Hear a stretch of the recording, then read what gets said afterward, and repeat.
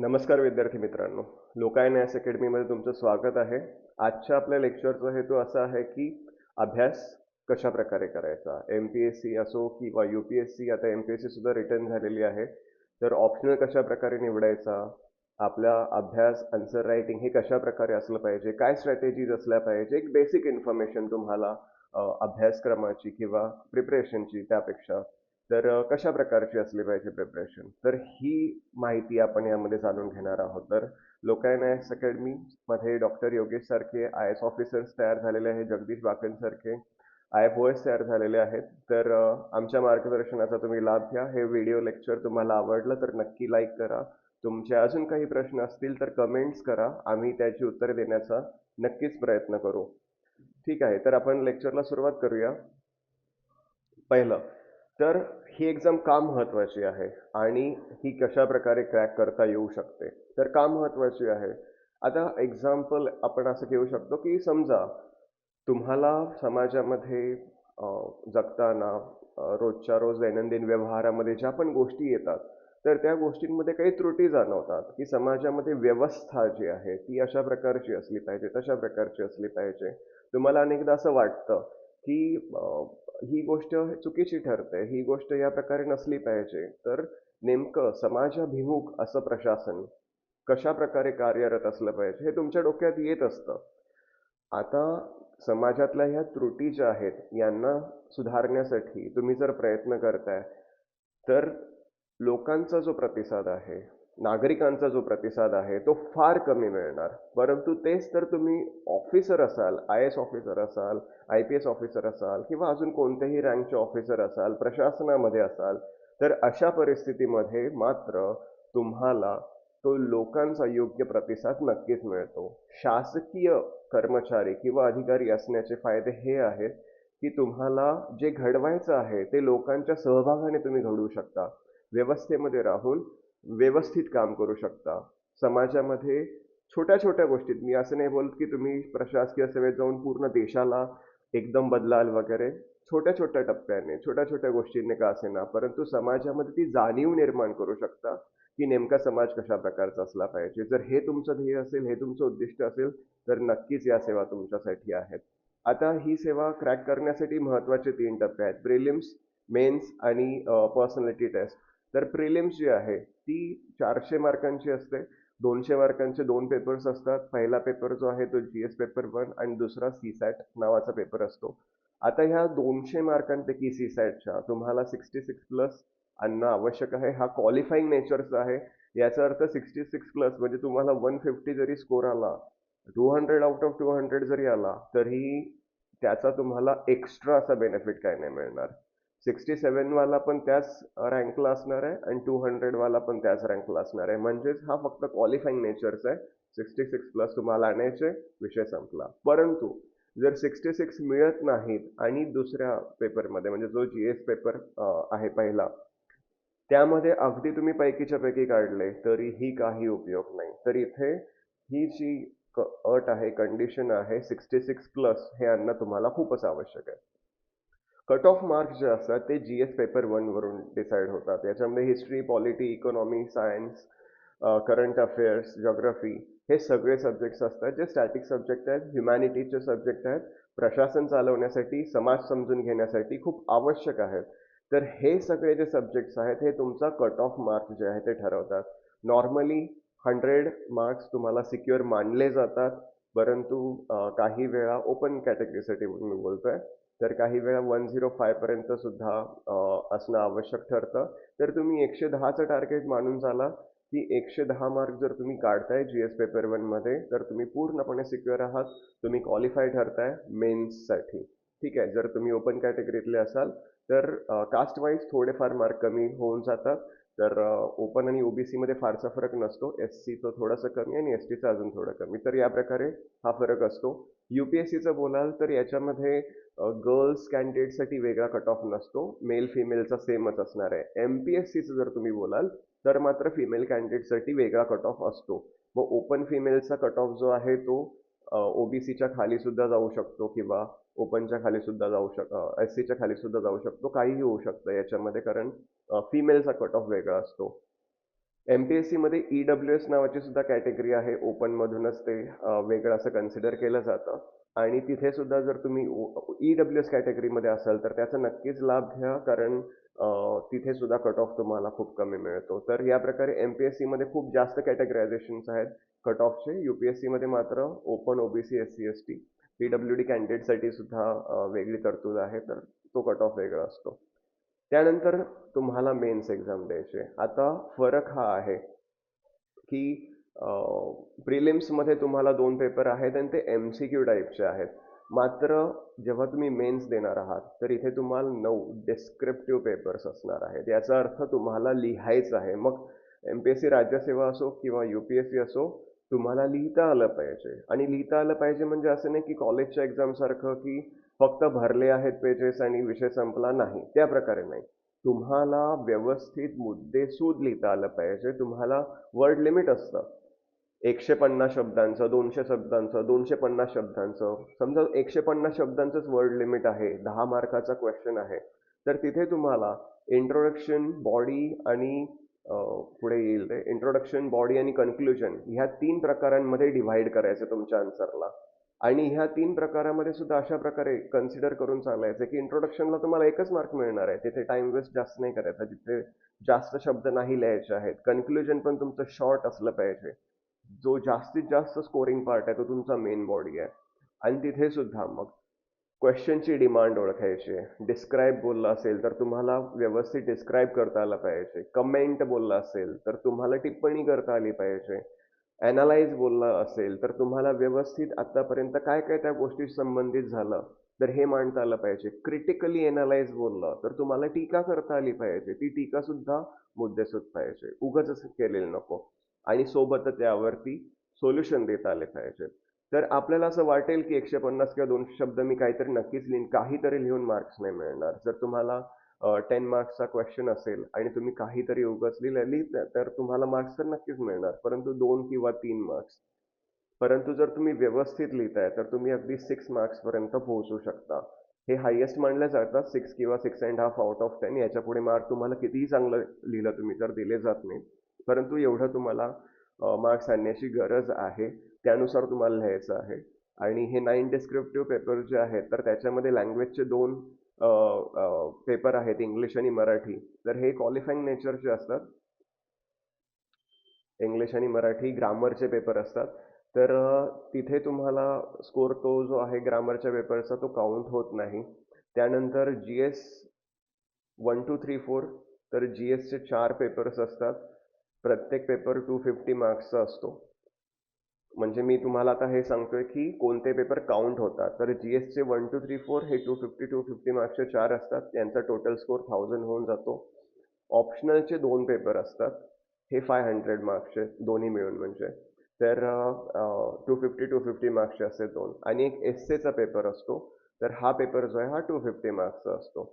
तर हे 1000, हे 500 आणि 250 1750 मार्क्सची तुमची मेन्स असते. आता त्याच्यात मी जसं म्हणालो मराठी आणि इंग्लिश हे लँग्वेजचे पेपर सुद्धा असतात. फक्त त्यांचा स्कोर काउंट होत नाही. ते क्वालिफाईंग नेचरचे आहे. तुम्हाला फक्त त्यांचं जसं CSAT क्वालिफाईंग होतं प्रिलिममध्ये तसं त्यांचा फक्त एक स्कोर जो आहे तो पार करायचा असतो. मोस्टली तुम्ही 100चा टार्गेट मानून चाला. 100 मिळतायत तुम्हाला, तुम्हाला काहीच प्रॉब्लेम नाही त्या पेपरमध्ये. ओके. सो 1750 मार्क्सचा तुमचं मेन्स असतं आणि याच्यामध्येच तुम्हाला जास्तीत जास्त स्कोर करायचा आहे. कारण शेवटचा टप्पा राहिला पर्सनॅलिटी टेस्ट. ही 275ची असते आणि 275 पैकी तुम्हाला किती मार्क्स मिळतील हे सांगता येत नाही, कारण पॅनल कशा प्रकारचं आहे त्याच्यावरती ठरतं की 275 पैकी तुम्हाला 150 देतात, 200 देतात, किती देतात वगैरे. तुमचा त्यावेळेचा परफॉर्मन्स चेक केला जातो.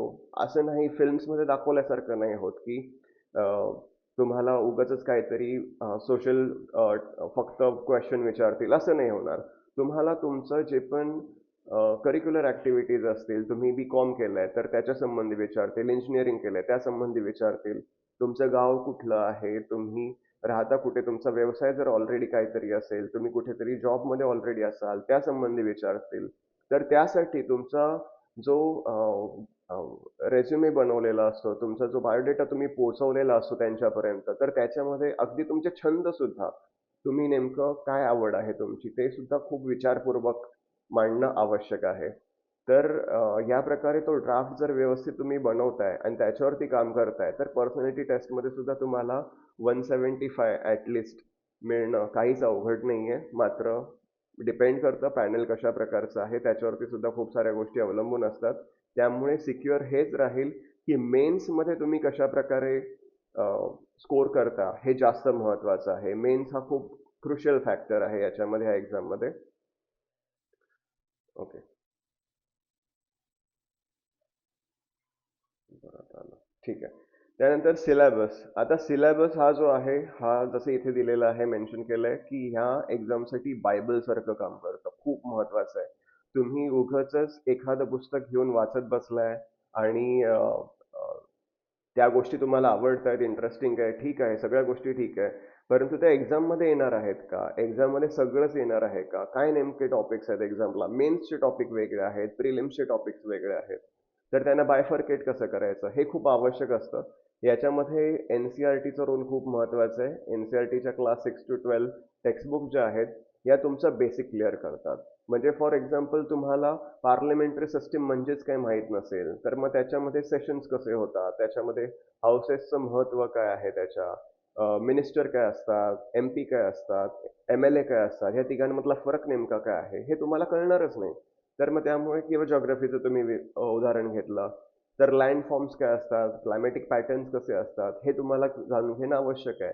नाहीतर मग मान्सून सारखी कॉम्प्लेक्स जी पण प्रोसिजर आहे ती समजणं तुम्हाला अवघड जाईल. त्यामुळे यासाठी टेक्स्टबुक जे आहेत क्लास 6 to 12चे हे समजून घेणं आवश्यक आहे. आता सगळ्याच याच्यामध्ये आवश्यक आहे का? जसं आता इथे दिलंय थीम्स इन हिस्ट्री क्लास 12ची अवर पास्ट सिरीज हिस्ट्रीमध्ये. जर तुम्हाला हिस्ट्री पहिल्यापासून एवढं काही अवघड जात नाहीये, तुम्ही डिरेक्टली रेफरन्स बुकवर आले, काहीही हरकत नाही. म्हणजे कंपल्शन नाहीये की तुम्हाला NCERT वाचायचेच आहेत. परंतु जिथे तुमचं अंडरस्टँडिंग कमी आहे, अनालिटिकल जो पण पार्ट आहे तो थोडासा कच्चा राहतोय. मोस्टली इकॉनॉमी असेल किंवा पॉलिटी असेल, तर ह्या सब्जेक्ट्समध्ये एनालिटिकल पार्ट स्टुडंट्सना डिफिकल्ट जातो. तर हे नक्कीच करणं आवश्यक आहे. आणि जिओग्राफीचे जे NCERT आहे, ते खूप वेल स्ट्रक्चर्ड आहे, खूप व्यवस्थित बनवलेलं आहे. या एक्झामच्या दृष्टिकोनातून आपल्याला आवश्यक आहे ते. त्यामुळे ते सुद्धा करणं आवश्यक आहे. बाकी हिस्ट्रीचं तुम्ही बघू शकता, तुम्हाला करायचं असेल तर. नाहीतर मग ते स्किप केलं तरी चालेल. डायरेक्टली रेफरन्स बुकवर आलं तरी चालेल. ओके. सो जिओग्राफी दिलं आहे, इकॉनॉमी दिलेलं आहे. बाकी मग ऍक्टिव्ह अँड पॅसिव्ह रीडिंग. तर नोट्स मेकिंग हा खूप महत्त्वाचा पार्ट असतो. तर काही काही स्टुडंट्स कसं करतात, की वाचायला घेतलं, वाचता वाचताच नोट्स तयार केले. होतं काय, की फर्स्ट रीडिंगमध्ये तुम्हाला सगळंच इम्पॉर्टंट वाटतं. मग तुम्ही सगळ्याच गोष्टीचे नोट्स बनवत बसता. ॲक्च्युली नोट्स म्हणजे एक छोटंसं कॉम्पॅक्ट असं एक तुमच्याकडे डॉक्युमेंट हवं त्या विषयासंबंधी, की ज्याच्यातून तुम्हाला पटकन पटकन रिव्हिजन होईल. ओके. जर पुस्तक आहे आणि पुस्तकासारखंच तुम्ही अजून एक पुस्तक तयार करताय लिहून लिहून, तर त्याला मग रिवाईज करायला तुम्हाला खूप अवघड जाणार आहे. त्याला नोट्स तुम्ही म्हणूच शकत नाही. त्यामुळे कोणत्याही पुस्तकाच्या तुम्ही नोट्स बनवताना लक्षात हे ठेवायचं, फर्स्ट रीडिंग करायचं. फर्स्ट रीडिंग झाल्यानंतर त्याच्यामध्ये काहीच नाही करायचं, समजून घ्यायचं. सेकंड रीडिंगमध्ये तुम्हाला जे इम्पॉर्टंट वाटतंय त्याला अंडरलाईन करायच्या. त्यानंतर थर्ड रीडिंग करायचं. थर्ड रीडिंगमध्ये तुम्हाला जे कमी इम्पॉर्टंट वाटतंय अंडरलाईन केलेलं, ते रफ करायचं. आणि मग जे राहिलेलं आहे अंडरलाईन केलेलं, त्याच्या फक्त तुम्ही नोट्स बनवायच्या. तर 3 रीडिंग झाल्याशिवाय जर तुम्ही नोट्स बनवताय, तर नक्कीच त्या नोट्स खूप बल्की असणार आहेत. तुम्ही 3 रीडिंग झाल्यानंतरच एखाद्या गोष्टीच्या नोट्स बनवा. आणि त्यानंतर त्या नोट्सच्या मायक्रो नोट्स सुद्धा बनवल्या जातात, ज्या फक्त एक्झामचं, कारण कसं असतं, की पेपर आपले जे असतात, ते सकाळी GS1 9 to 12 आणि दुपारी 3 to 6 जो आहे तो GS2 असतो. मग तुम्हाला मध्ये 2 तास मॅक्झिमम मिळतात. आता 3 to 6 जरी असला तरी तुम्हाला 2-2:30 पर्यंत क्लासरूममध्ये जावं लागतं. तर 2 तास तुम्हाला कसे तरी मिळतात. त्या 2 तासात तुम्ही GS2 पूर्ण वाचणार आहात का? नाही. तर मग तिथे मायक्रो नोट्स तुम्हाला खूप उपयोगी पडतील, जे पटकन तुमचं सगळं क्विक रिव्हिजन करून घेतील. तर नोट्स इम्पॉर्टंट आहेत, बट लगेच तुम्हाला पहिल्याच रीडिंगमध्ये बनवायला घेणं, ही चुकीची स्ट्रॅटेजी आहे. हे नाही व्हायला पाहिजे. ठीक आहे. त्यानंतर इंटिग्रेटेड प्रिपरेशन. प्रिलिम्स मेन सोबतच केलं जातं. मोस्टली सगळे असंच करतात. आणि त्याच्यामध्ये खूप जास्त कन्फ्युजन होऊन जातं, की कशाला कशाप्रकारे किती महत्त्व द्यायचं.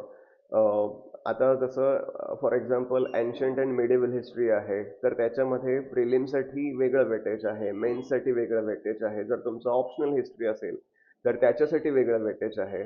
तर त्या वेटेजनुसार तुम्हाला वेळ द्यावा लागेल. असं नाही की मित्र माझा पूर्ण वेळ एन्शंट मिडिवल हिस्ट्री वाचतोय तर मी पण पूर्ण वेळ तेच वाचत बसायचं, इंटरेस्टिंग पण आहे असं नाही करायचं. वेटेजनुसार काम करायचं आहे. सोबतच 70-30 रूल जो आहे तो लक्षात ठेवायचा आहे की 70% ऑफ द इयर तुमचं प्रिपरेशन फॉर मेन्स असलं पाहिजे आणि 30% जो पार्ट आहे तुमचा तो प्रिलिम्सचा जो काळ असणार आहे. फॉर एक्झाम्पल मे महिन्यामध्ये प्रिलिम्स आहे तर फेब्रुवारी नंतरचा पुढचा काळ तुम्ही डेडिकेटली फक्त प्रिलिम्सचा अभ्यास केला पाहिजे. इथे आता तुम्ही मेन्सचा अभ्यास थांबवला पाहिजे. ओके. आणि काही जण अशी चूक करतात की वर्षभर फक्त प्रीचा अभ्यास करतात कारण प्री नाही निघाली तर सर मेन्स तर देताच येणार नाही, प्री तर निघायला पाहिजे. परंतु अशी प्री निघून सुद्धा तुम्ही काय करणार आहात, कारण मेन्स जास्तीत जास्त 3 महिन्यांनी असते आणि 3 महिन्यामध्ये तुमचा मेन्सचा अभ्यास होणार आहे का, तर बिलकुल नाही होणार आहे. तर त्यामुळे तुम्हाला हे लक्षात ठेवायचं आहे, जो नॉर्मल कूलिंग पिरियड आहे, हे तुम्हाला काही स्ट्रेस नाही आहे, कोणती एक्झाम जवळ नाही आहे, अशा पिरियडमध्ये मेन्सवर जास्तीत जास्त फोकस करायचा आहे. आणि जेव्हा एखादी एक्झाम येणार आहे प्रिलिम्स, त्याच्या 3 महिने आधी किंवा 2 महिने आधी तुम्ही पूर्णपणे डेडिकेटली प्रिलिम्सवर फोकस केला तर हरकत नाही. Then answer writing mastery. तर त्याच्यामध्ये तुम्हाला इथे दिलेलं आहे इंट्रोडक्शन, बॉडी, कन्क्लुजन जे आहे. तर ह्या फॉर्मॅटमध्ये जसं मी मगाशी म्हणालो की कीवर्ड्स जे आहेत हे इम्पॉर्टंट आहेत. त्यांनी काय विचारलंय नेमकं ते लक्षात घ्यायचं आहे. तर प्रश्न समजून घेणे हे आन्सर रायटिंगमध्ये खूप जास्त महत्वाचं आहे. आणि त्यानंतर तुम्ही लिहा आणि त्यांनी जे विचारलं तेवढंच लिहा. तुम्हाला एक्स्ट्रा जे माहीत आहे ते सगळं लिहित बसायची गरज नाही. फॉर्मॅट जो आहे तो खूप जण असं करतात की पॅराग्राफ पॅराग्राफ पॅराग्राफ लिहितात. नाही, तुम्ही एकतर पॉईंट्स फॉर्मॅटमध्ये लिहा, पॉईंट्स पॅराग्राफ मिक्स फॉर्मॅट लिहा किंवा ट्री डायग्राम काढा. अजूनही काही तुम्ही करू शकता. प्रेझेंटेशन खूप महत्वाचं आहे, ते मॅटर करतं. कारण प्रेझेंटेशन मधून कसं, समजा मी ट्री डायग्राम काढलेला आहे तर याच्यामध्ये मी शॉर्टमध्ये खूप मोठी माहिती, जास्त माहिती पोहोचवतोय, तर इथे वर्ड्स काउंट कमी होऊन जातं आणि जास्तीत जास्त माहिती समोरच्यापर्यंत पोहोचून जाते. दुसरी गोष्ट अशी की आपला पेपर कंटाळवाणा वाटत नाही वाचणाऱ्याला. आता वाचणारा प्रत्येकच प्रश्न तुमचा स्टार्ट टू एंड वाचत बसत नाही, तो फक्त बघतो की नेमकं याने काय काय हायलाईट केलेलं आहे. तुम्ही अंडरलाईन करणं खूप आवश्यक आहे आन्सर्सना. तर जर ह्या प्रकारे तुम्ही केलं असेल की नुसतंच पॅराग्राफ लिहून ठेवले असतील तर मग त्याला कंटाळेल तो. एक ॲव्हरेज मार्क जे पण त्याला असं वाटतं 3, 3.5 वगैरे देऊन निघून जाईल पुढे.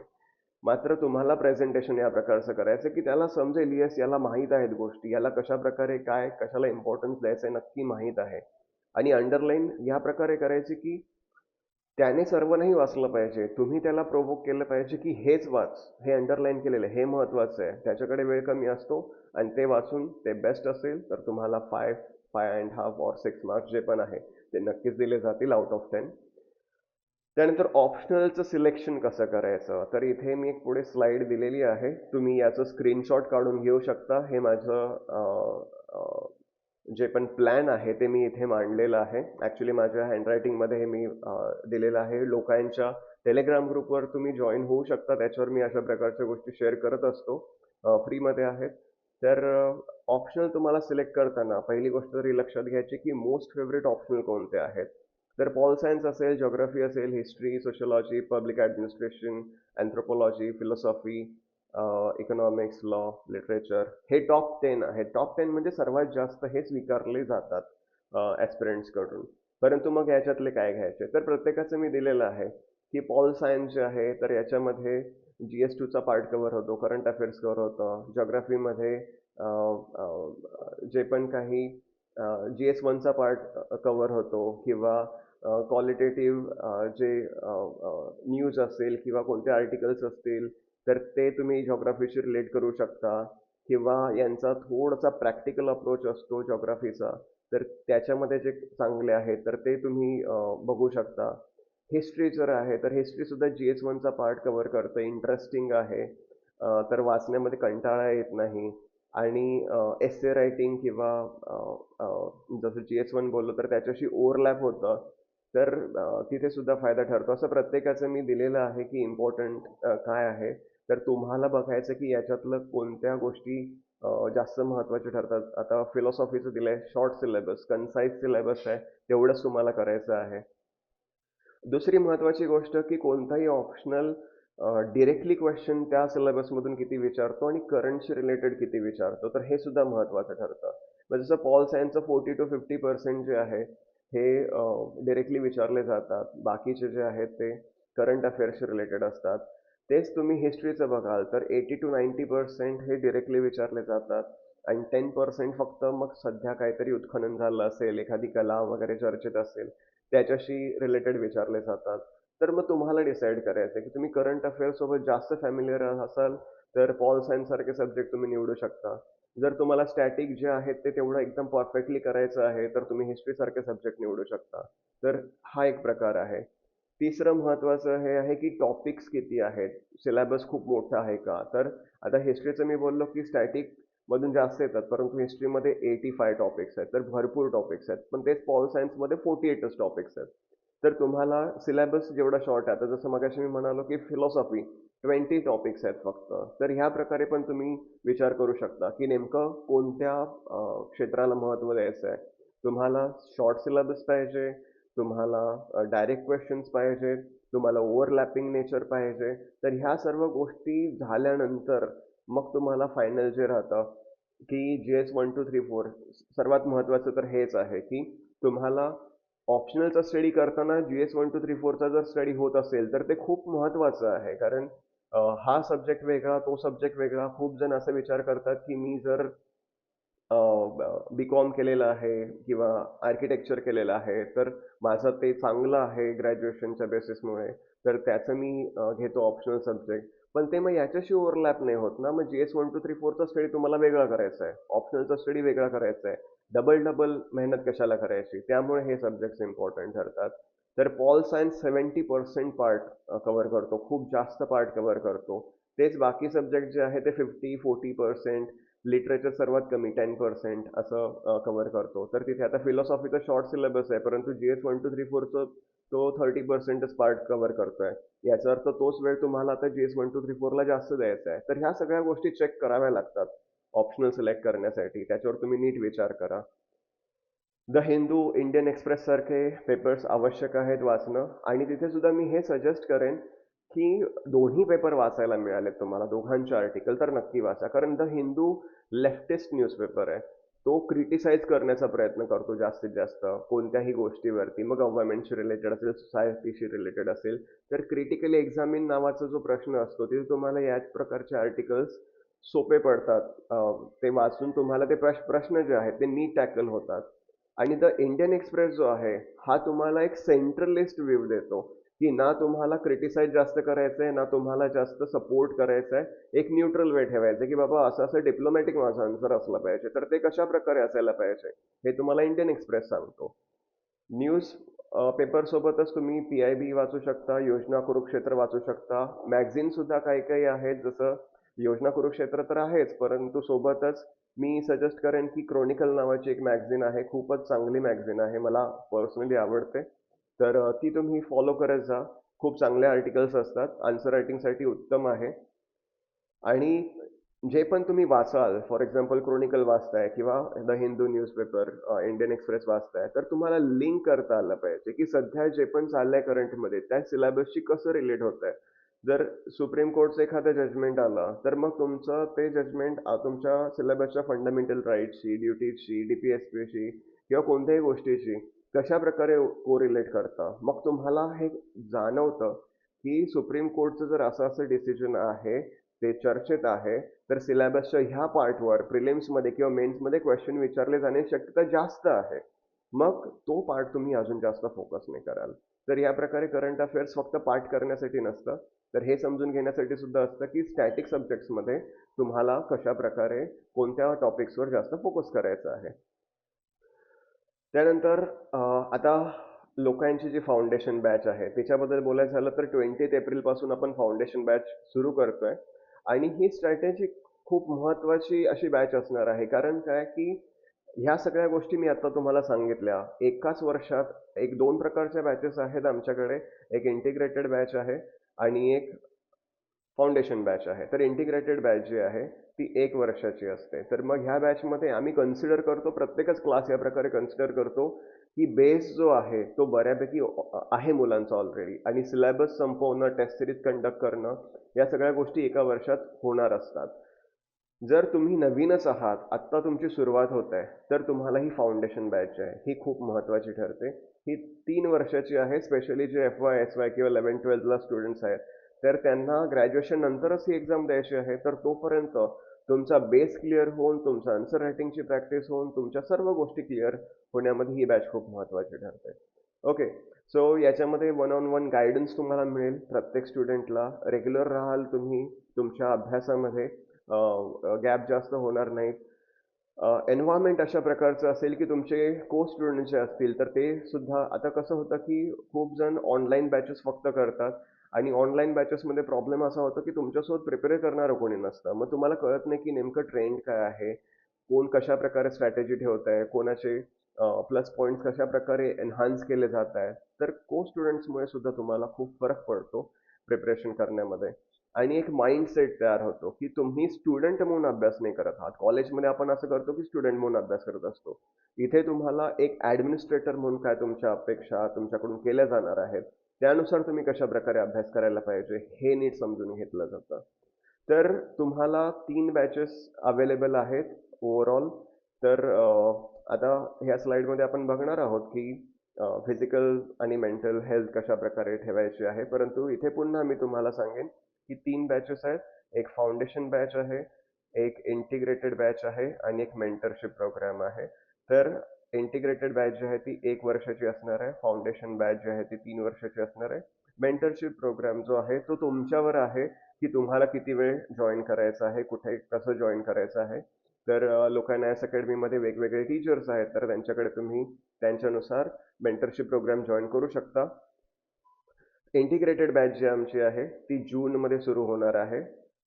फाउंडेशन बॅच ह्याच महिन्यात एप्रिलमध्ये, 20th एप्रिलला. मेंटरशिप प्रोग्राम चालूच आहे, तो तुम्ही कधीही जॉईन करू शकता.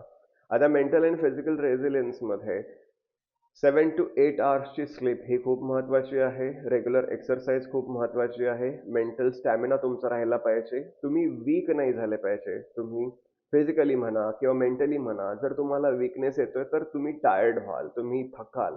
अभ्यासामध्ये, क्वेश्चन सॉल्व्हिंगमध्ये, कोणत्याही गोष्टीमध्ये. मग अभ्यासामध्ये एक वेळ थकला तुम्ही गॅप घेऊ शकता. परंतु पेपरमध्ये, एक्झाममध्ये 2 तासाची एक्झाम आहे आणि 1 तासानेच तुमच्या मेंदूला थकवा तो जाणवू लागला की नाही, मला अजून क्वेश्चन सॉल्व्ह नाही करावेसे वाटत आहेत. इथे प्रॉब्लेम होऊन जातो. मग तुम्हाला पेपर कंप्लीट तर करायचा असतो, परंतु मेंदू तुमची तेवढी साथ देत नसतो. आणि मग तिथे प्रॉब्लेम सुरू होतो. तिथे मग तुमचे अटेम्प्ट्स तर असतात, परंतु ते रॉंग असतात. क्वेश्चन चुकतात आणि मग तुम्ही बोलता की सिली मिस्टेक झाल्या. सिली मिस्टेक म्हणजे काय, की तुमचा मेंदू थकलेला असतो, तो तुम्हाला नीट गाईड करत नाही की नेमकं कशाला तुम्हाला टिक करायचं आहे. तर ॲक्टिव्ह राहणं, फ्रेश राहणं, ओव्हरऑल एक्झाम पिरियड हे खूप आवश्यक आहे, आणि त्यासाठी तुम्हाला या सर्व गोष्टी करणं आवश्यक आहे. स्ट्रेस मॅनेजमेंट झालंच पाहिजे. काही काही जणांना असं एक्झाम बोललं की खूप स्ट्रेस येतो, कॉम्पिटिशन बोललं की खूप स्ट्रेस येतो. तर न्यूट्रल राहायला शिकायचं. तुम्ही ओव्हर हॅपी पण नाही राहायचं, ओव्हर स्ट्रेस पण नाही राहायचं आहे. शांत न्यूट्रल स्वभाव जेवढा असेल तुमचा, मग तुमच्या तो स्वभाव तयार करण्यासाठी तुमच्या हॉबीज ज्या आहेत, तर त्या तुम्ही जपता येतील तुम्हाला. खूप अभ्यास करून मला थकवा आलाय, तर मी स्केचिंग करतो, कविता लिहितो. तुम्ही सुद्धा असं काहीतरी करू शकता की जेणेकरून तुम्हाला त्या प्रकारे करता येईल, म्हणजे स्ट्रेस मॅनेज करता येईल. तर कंटिन्युअसली स्टडी करताना हा एक प्रॉब्लेम असतो. मेंटल आणि फिजिकल स्टॅमिना व्यवस्थित राखला गेला पाहिजे. काही ॲस्पिरंट जे आहेत ते 10-10 तास एका जागी बसून अभ्यास करतात. त्यामुळे शरीराला खूप प्रकारच्या आजारांचा धोका संभव असतो. तर ह्या सगळ्या गोष्टी नाही व्हायला पाहिजेत. तुम्हाला मिनिमम 2 आवर्स नंतर एक तरी फेरी मारायची आहे. थोडंसं तुम्ही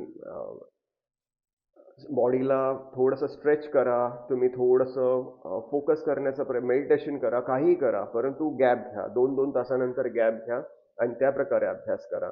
स्मार्ट टाईम मॅनेजमेंट झालं पाहिजे. उगाचच मी सकाळी बसलोय, दुपारपर्यंत करतोय, रात्रीपर्यंत करतोय, याला अर्थ नाहीये. तुम्ही फक्त 2 तास अभ्यासासाठी द्या, परंतु ते 2 तास कसे तुमचे व्यवस्थित होत आहेत, फ्रुटफुल ठरत आहेत, हे बघणं तुमची जबाबदारी आहे. ओके. आणि त्याच्यासाठी व्यवस्थित गाईडन्स आवश्यक आहे, व्यवस्थित प्लॅनिंग आवश्यक आहे. ते प्लॅनिंग करा. गाईडन्ससाठी आम्ही आहोत. आम्हाला भेट द्या. आमचा पुण्यामध्ये नारायण पेठेमध्ये लोकायना एस अकॅडमीची ब्रांच आहे. ठाण्यामध्ये तुम्ही जर असाल तर ठाण्यामध्ये मी मोस्टली असतो. स्टेशनच्या बाहेरच प्लॅटफॉर्म नंबर 1च्या बाहेरच बालगणेश टॉवर म्हणून बिल्डिंग आहे. तिथे 3rd फ्लोअरवर ब्रांच आहे. तर पुणे असो किंवा ठाणे तुम्ही येऊन आम्हाला भेटू शकता. जसे मी मगाशी म्हणालो 20th एप्रिलपासून आमची फाउंडेशन बॅच सुरू होते. तुम्ही नक्कीच आम्हाला व्हिजिट करा, जाणून घ्या या बॅचबद्दल. मेंटरशिप प्रोग्राम चालू आहे, इंटिग्रेटेड बॅच लॉन्च होणार आहे. तर ह्या सर्व गोष्टी सोबतच टेस्ट सिरीज आम्ही लॉन्च करणार आहोत ग्रुप बी आणि सी एक्झामसाठी, स्टेट सर्व्हिसेससाठी. ते सुद्धा आम्ही तुम्हाला लवकरच कळवू. ह्या व्हिडिओबद्दल तुमचं काय मत आहे, अजून तुम्हाला काय जाणून घ्यायला आवडेल ते कमेंट्समध्ये आम्हाला शेअर करा. आम्ही नक्कीच तुमच्यापर्यंत त्या सर्व गोष्टी पोहोचवण्याचा प्रयत्न करू. धन्यवाद आणि नक्की लोकांना व्हिजिट करा, जास्तीत जास्त माहिती आमच्याकडून जाणून घ्या. धन्यवाद.